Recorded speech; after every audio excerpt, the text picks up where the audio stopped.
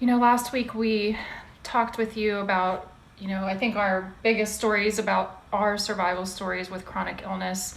My mom being a survivor of 6 different strokes, and myself being a survivor of a botched surgery, internal bleeding, septic shock, a life threatening surgery, and I've had like a dozen surgeries after that since then, and a lot of other chronic illnesses and issues that I've healed myself from, with my holistic approach.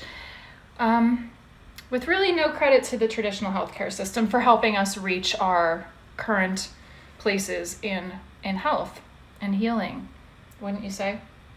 Oh, I mean, 100%.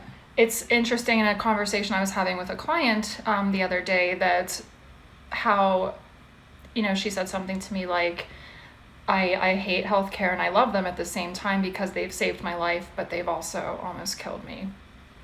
Right? Because her reference meaning that traditional healthcare is very amazing at life-saving issues, at catastrophic events, when you need surgery, right? When you get sick, when you have an infection and you're at that place where you need something to help you move the needle because you're in a place where you need to be hospitalized, and you're having severe problems, then the traditional healthcare system is amazing and miraculous in moments like that. But when it comes to chronic illness and people who are dealing with a whole bunch, or just one even, a multitude of different chronic physical, mental, and emotional symptoms, issues that are all happening at the same time and have been going on for years and years, what tends to happen is that people get diagnosis after diagnosis and are offered a lot of what I call management solutions that help them temporarily relieve maybe symptoms that they're experiencing on the surface that are burdensome, but ultimately are not targeting the root cause of those particular symptoms, and therefore putting people on a path to optimal health, healing from these issues, and sustainable health and wellness. So, with that being said, we're going to tell you a couple more stories today about some of the things that my mom has been through and experienced. And one story I wanted her to tell you today first was about a terrible experience she had having a test. What test was it? I really don't remember what the test was Uh, called. After I had my strokes, the definitive cause about why I was experiencing these things without any history that would have led the doctors to understand why it was happening to me. After about maybe a year into it without a true diagnosis for why was going through these episodes, the stroke specialists at the University of Pittsburgh at the Stroke Center suggested that I have an angiogram. The angiogram probably should have been done earlier in the process, but at a small town hospital it was not even offered. So despite my concern that it was a little late in the game, they talked me into having it.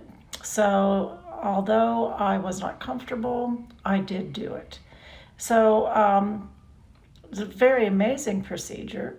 They take you down, and what they do is they put a scope in through your femoral artery, and they try and take the scope up where they shoot dye up into your brain. And then they are able to see pretty much the vascular system that is inside your brain to see where I may have been having an issue with why the strokes were happening. So despite the fact that they had told me about some things they felt was wrong with my brain, the angiogram actually showed none of those things were true. So at the end of the process, as we were going through the procedure, the doctor who was there, who I was told was very greatly renowned and from Harvard, that I should be very comfortable with him. He was receiving phone calls at the same time, I guess, to consult on other issues with other patients. And so he would leave me laying there while he decided to go chat on the phone. That always made me feel very comfortable as I was laying there with a big thing stuck up the most important artery of your body. But I really had no choice since it was already in there. So at the end of the process, after they had read the scans, he came over and said they were going to remove the instrument that does the angiogram. So they have to pull it out of your femoral artery. And once they pull it out, they have to make sure that they have stopped that artery from remaining open. But it seemed like those other phone calls just seemed to be more paramount to the Harvard specialist. And he left me laying there to bleed out. He never capped off my femoral artery. The one of the nurses there was nice enough to at some point realize that I was bleeding like a sieve and decided to go over to my leg and put pressure on it. And then he decided that he needed to call the doctor's attention and actually had to say to the doctor, don't you think you need to cap off this artery before she bleeds out? I wasn't unaware of what was going on. I could hear every word they said. But doesn't that make you have just a real air of confidence in the doctors that were supposed to be there to help me find a path to wellness? That's what we love about standard medical care. Aren't they just great? So I did eventually get up to my room and was told that I had to lay flat for about 2 hours. But since the angiogram took an extremely long time, since he had found that he was quite distracted with other phone calls, I did eventually have to use a bathroom. And they said, oh, don't worry, it's okay. You go ahead and go. That was another real good idea, because when I stood up, it unstopped the dressings, did not stop the flow of blood once I stood up. And I then again decided to bleed my way to the bathroom. It was a very, very interesting experience. All of which done at one of the most renowned hospitals in Pittsburgh, at one of the most renowned healthcare centers here as well, the University of Pittsburgh. So UPMC may have factored into why I'm sitting here by giving me some medications that have stopped the strokes from happening. But they almost killed me on the path to never actually finding a diagnosis. So, great job on their part. Wasn't that a great job? It's a great job. It was great. You know, and I think this brings up this interesting point that we tend to give quite a platform and put traditional healthcare physicians in particular on quite a pedestal. And although I am a doctor myself, I have a PhD, not an MD. And I have to say that I'm very proud of that. There was a time that I was going to go into an MD, PhD program at the University of Pittsburgh, but I decided not to, and just to continue pursuing my PhD.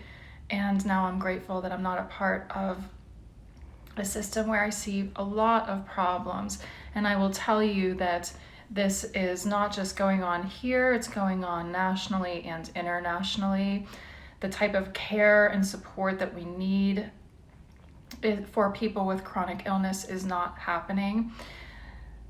We need to set the bar higher. I can tell you I've done something called a patient safety fellowship. The reason this fellowship exists is because there are a lot of stories like my mom's out there, and I'm sure a lot of you have them too. I've heard some of yours, and that's not acceptable. There are over 30% of hospitalizations end up incurring a medical error. There are, and next time my mom and I come on here and talk together, I can share with you some of that actual data and information about just how many medical dollars are wasted every year due to medical errors, like what happens to my mom. Except then these errors, like my mom was fortunate. She had an error happen to her. However, she lived to tell the tale. That doesn't happen with everybody. A lot of people in situations like my mom's end up being hospitalized and having much more severe health issues occur as a result of these medical errors. These types of things happen very often in healthcare, multiple times a day, all over the world in many different ways, oftentimes because of people overlooking and not doing their jobs efficiently. And often this is done at the hands of the physicians themselves. And so I just want to highlight stories like these, I think, and we have many more of them. We're certainly not going to tell all of them today, but this is just one of many in particular that we have that I think need to continue to be highlighted so that we can recognize that there is no such thing as perfection in the healthcare world. Nobody has all of the answers and knows all of the information, and most especially that includes the physicians themselves. So it's important to remember that you need to be watching your own back at all times. You need to be your own advocate. You need to have someone to be an advocate for you if you know there is a chance you're not going to be able to advocate for yourself. And that's something that is really important to my mom and I. We've had our power taken away from us countless times, literally, in healthcare, and to the point that we're going to write about it because we have too many stories like this, and it's just not a coincidence. And I think that it's important that these stories are told. So I just want to encourage all of you, if you've gone through anything like this, please know out there you're not alone.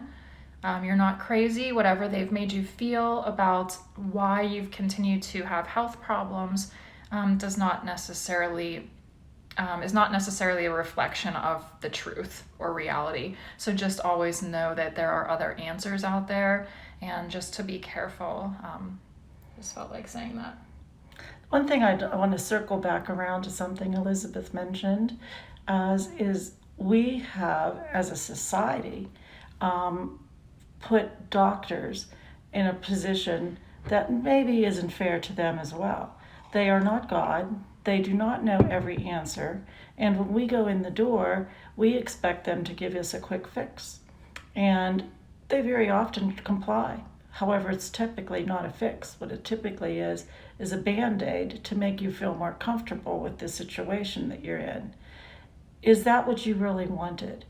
When Elizabeth was younger, a very young girl, she had always told me that she wanted to be a doctor. She had always told me, and she had brought home children from all sorts of backgrounds on some kind of theory that she felt we could help all of these people. And so clearly she was on a path to believe that she was going to save the world. She's now putting herself in a position to do it. But the path was put onto her, and the way to lead her on the path was found by the ineptitude of the standard medical system. The system that almost killed her also made her understand that the caliber of people who would then be her colleagues were not the people she wanted to associate with. She had told me, as she was laying in that hospital bed, hoping to be discharged soon, with a nephrostomy bag in her back, where she would live with this bag where she drained urine out of for the next 6 months, where she would become someone who looked like she had been discharged from a concentration camp, not on a path to wellness from a hospital. She was in very, very shaky ground. But the one thing that was clear to her was that these were not the kind of people that she wanted to be a part of. She said it over and over again. So what she did find was the path to where she is today, that allows you to access the system that exists for the needs that it can supply you an answer for. But it will never answer all the questions. It is not designed to do that. It is designed to give you a Band-Aid to make you feel better for a couple of days. But the reasons these things keep happening to you are never even researched. Look for another answer. Look for it.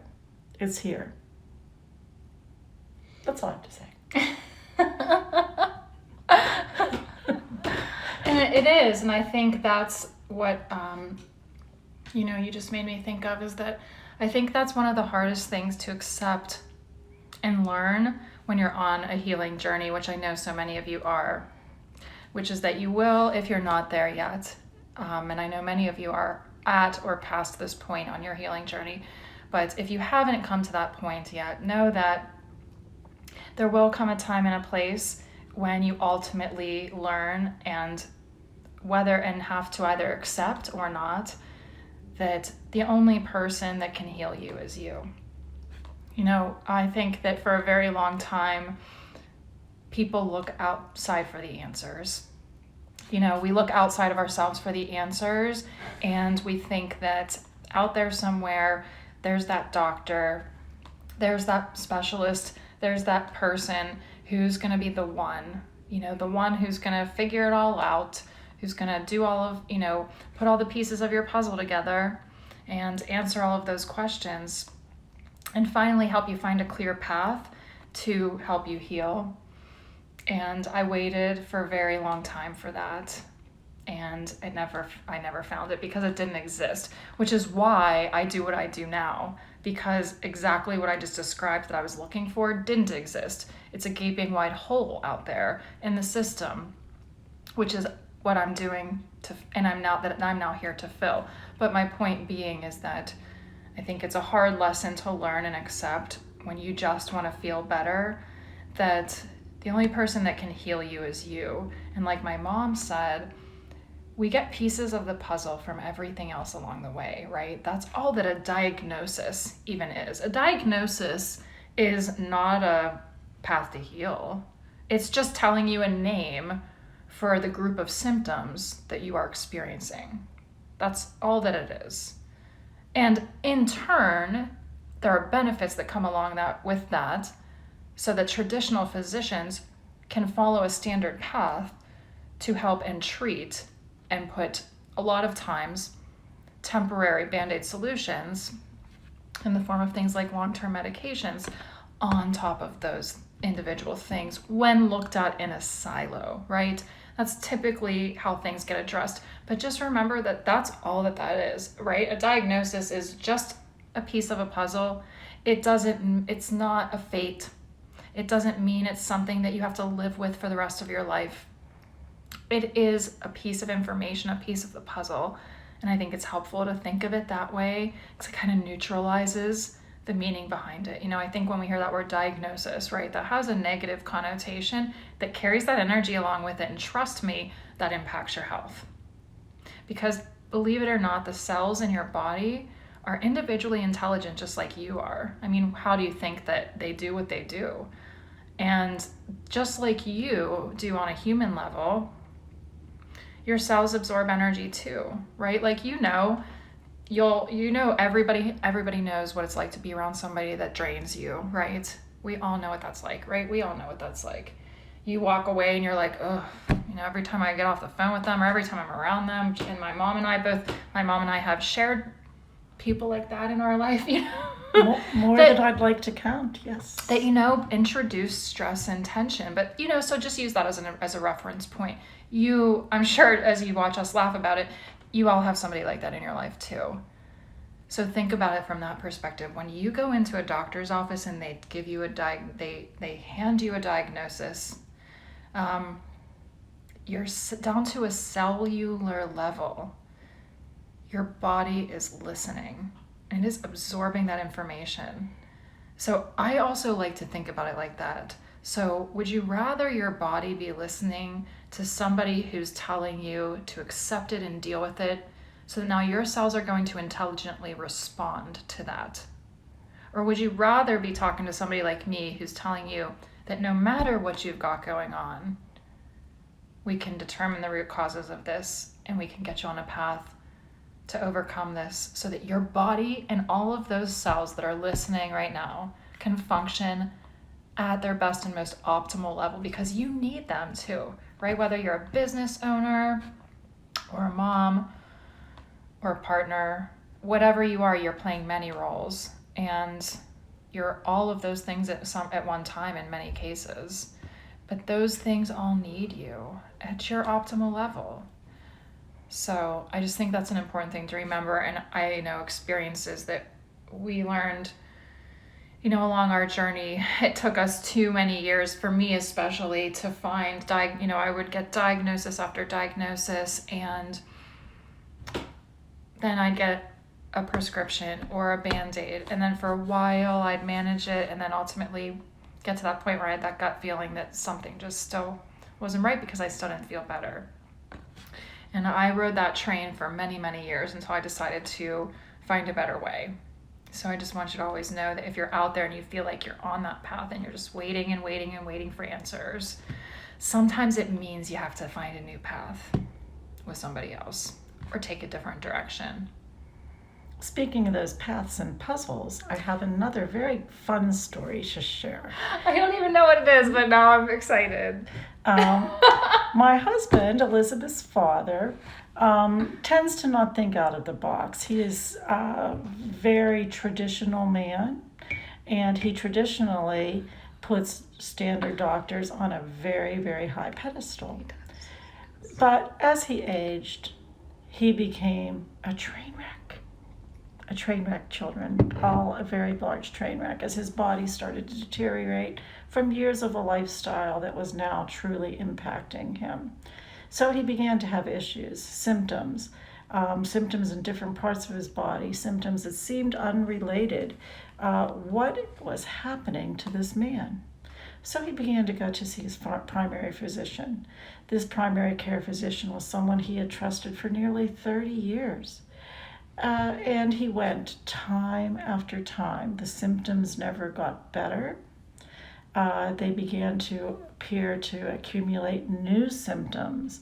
We kept having issue after issue happening, and I started to watch him decline at a more advanced rate than I could have dreamed. So at this point, I got angry and decided that I was going to go with him to his doctor's visit. So I went in, and the doctor did not seem thrilled that Mr. Rodgers had brought his wife. So his doctor told him some more inane information, none of which seemed to me have much pertinence, but my husband seemed to be completely satisfied with it. I, however, suggested that he had been coming there for some period of time, and there still did not seem to be an answer. I asked him, I said, don't you understand that in our point of view is that when we come to you, we are coming to you with an unsolved puzzle. A puzzle in which we are laying out symptoms, which are the pieces to the puzzle that we're expecting you as the professional to put together and show us the solution. What is the solution? He said to me angrily, as he pulls up the screen on his computer, you know, they love those computers. They pulls up the screen and he said, well, Mrs. Rodgers, your husband has been here 13 times. It's not like he hasn't had any attention. And I said, well, isn't that interesting? Because I think you got paid for all 13 times, and it doesn't say much for you that number 14, and you still do not have the solution to the puzzle. Why would we continue to go to someone who does not really have an interest in solving the puzzle, but just collecting the pay for playing with the pieces? Because that's what my husband's doctor does. Don't choose a doctor like that. It will be your eventual demise. That's the end of my second story. See, it's story time. I had no idea what story she was about to tell.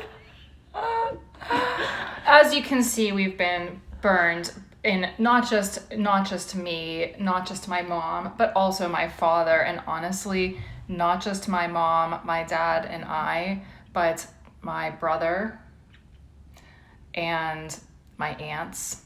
Mm-hmm. Your grandmother. My grandmother. So this is something that has been going on in our family for generations, and it's not okay. And we've had many women in our family especially almost lose their lives, have horrific, unspeakable things, and over the next few episodes we'll tell you some of those stories. So whether you listen now or later on, drop some comments and let us know, if you'd like to continue hearing these stories. And we'd really love for some of you to join us and share some of yours, or if at any point any of you would like to join us here on a live and join this conversation actively and share the screen with us, to share your stories. We'd love to chat with you, and it would be an honor to talk with you. But this has been going on in our family for generations, and it's just an awful thing. So as you can see by how my mom talks and tells the second story especially, we don't necessarily feel that traditional healthcare is where the answers lie. And we've just been burned so many times now as a family unit that that we now look at it in a more realistic sense for what they really are, which are service providers. Like my mom said, we look to them for answers to questions. We hope that they'll help us find answers to the pieces of our health puzzles. We don't always get that. That's what we hope for, but that's all that they are. We have a tendency, I think, and I've watched a lot of this happen with patients and clients I've worked with, where there's this tendency to accept what they say as the answer, the end all, the be all, the word. As if you have been given the word by the doctor, and this is the word. This is the diagnosis. This is or I know many of my current clients that I'm working with right now. One I was just on a call with yesterday, two actually, that I'm thinking of in particular. These women in tears telling me stories about how they've been treated in doctors' offices and the kinds of things that doctors have said to them. Things like, "You'll never find the answer." Things like when they've asked questions like, "Why? Why is this happening to me?" They've literally been looked in the face and told, "It just is what it is." Do you think, and what I just want to say to all of you, that it isn't just what it is. There are always other answers out there, but they do not always have the ability to answer those types of questions. But just because of that reaction doesn't mean that that's the word, what you must accept as the end result, as what's going to, thank you, as what's going to take you the rest of the way. Oh my goodness. I was going to say, do you want to tell one more story? Me? We just have so many. I mean, it's crazy.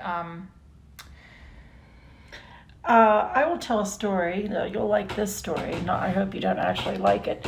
But this is a story about Elizabeth's aunt. I knew you were going to tell this. This is terrible. Okay. My sweet aunt. Really, truly lovely, lovely lady. Sweet as pie. Very trusting. And at a very young age, after she had had 2 children, began to have some really serious symptoms that appeared to be something that had to do with her gynecological system. So at the age of 28, she was giving a total hysterectomy. She was told that that was going to be the answer to the problem, that these symptoms would disappear. However, the symptoms did not disappear. And she then eventually developed some issues with her kidneys. Now, how in the world would that have been related? But coincidentally, the symptoms had never disappeared after the hysterectomy, and eventually she was given a surgery in which she was, using the word, butchered. She cannot even use the restroom in a public restroom normally. If she would need to have a urine sample to give to the doctors, that cannot be done because it doesn't come out in a stream of urine as the body expects it to come out. She was given like I said, a total hysterectomy at the age of 28. She has been forever butchered. Her kidneys do not function right. Her bladder does not function right, and that entire system of her body does not operate correctly because of the botched surgery. All for the one thing that they never diagnosed until many years later, was that she and her husband were passing along between the two of them an unresolved issue with chronic urinary tract infections. Those infections that were untreated were the infections that caused her to have the gynecological symptoms that they misdiagnosed, that allowed her to be fertilized, and eventually led to the chronic kidney problems, and which allowed her to be subjected to a botched surgery which left her permanently impaired, none of which solved the root cause because no one bothered to look for the root cause. But from that story, I hope you will learn is that there is a root cause. The simple answer is not always the correct answer. Look a little deeper. Your body is trying to tell you something, but you will continue to have issues if you take the easy path, because that's what the doctor's office is going to give you, because that's all they can give you in the 15 minutes they allow you to have with them. Just remember that. How much do they really care about you in 15 minutes? Yeah. And that's something else to think about too. And I know something a lot of us have talked about, and I constantly talk about with my clients, is the factor of time, right? I know when you think about it this way, let's break it down. Okay, I used to work in the traditional healthcare system, and also not just in hospitals and in clinics, but in the health insurance companies themselves. So I learned all the deep, dark, dirty secrets they don't want you to know about what really drives the healthcare system and how it really all works. And it's not something I'm going to share with you today. But ultimately, what's driving the system is, I lost my train of thought. Money. Thank you. Oh, time. Thank you. I was talking about time. That's what I was going to mention is money. Thank you. I hate when you do that. But ultimately, think about that when you go see a traditional physician. At best, they're most likely spending somewhere between 5 to 15 minutes with you. I actually time traditional doctors when they're with me, and the highest I've had in the past 2 years has been 9 minutes and 11 seconds, because I don't count the time that they walk outside of the room for some other reason. In that time, if you did not have health insurance, you were being charged somewhere between $300 and $600 American dollars. So if you do the math, let's just, for easy math, say, 10 minutes, $600. Think about what that physician is actually receiving per minute for the inadequate time that you are getting to get you ultimately where you want to go, which, if you're listening to this, I know is to optimal health and wellness. So when you think about how you want to achieve that, think about the investment of time and allow yourself to invest in something and someone like me who's going to give you the time and support you need, because the truth is, healing is a journey, not a destination. So every single day there are a multitude of factors that impact your health and ability to heal, right? And this is my traditional background. But we don't address those factors in a traditional healthcare setting, although epidemiologists have been studying them for years. Kind of doesn't make sense if you think about it. So there are all these other factors that impact your health and ability to heal that a traditional doctor is never going to and not trained to address with you. Yet, if they're not being addressed, you ultimately are most likely not going to get on a path get on a path to sustainable health and wellness, because you're never going to be empowered with the knowledge that you need to manage and deal with those factors, not just the root causes, right? There's more to it than just the root causes, and I think it's important to think about that too, right? So something I work with all of my clients is we don't just identify the root causes of all your physical, mental, and emotional health issues, but we're also building a customized healing regime that's addressing all of those different factors and identifying them, right? Because we don't even know what else is going on in your life that might be contributing to your health issues that we just haven't even identified. So just something else to think about. And I just want to say thank you all so very much for joining us today. I know a lot of you are going to be listening later, so we're sending you all lots of good energy. And we love spending time with you all and getting to share our stories.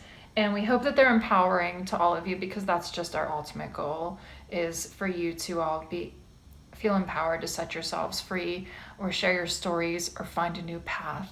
So, with that all being said, I hope you all have a great night. Bye. Be well. Bye.